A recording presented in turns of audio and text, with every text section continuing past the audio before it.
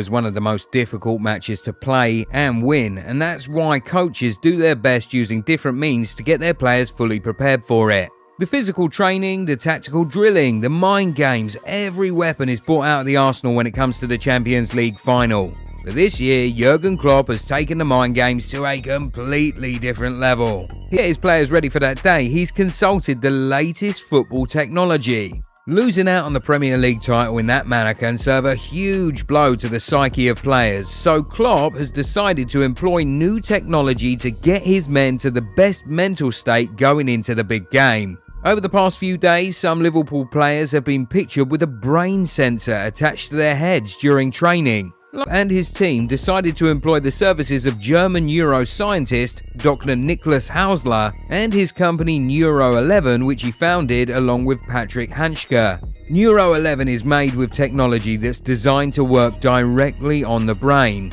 With the electrodes attached to them, professionals can use the machine to gather relevant data about the footballer's mental state. Such data can now be used to train the player so that they can be at the best mental condition going into the match. And so, helps the trainer come up with tailor-made routines and not just the generic stuff. It would appear that this technology is optimized for set-piece situations. So it's no surprise that the pictures we've seen so far are of the Liverpool fullbacks who are almost always on set-piece duty. Without these sensors, Liverpool have already produced one of the most memorable corner kick goals in Champions League history.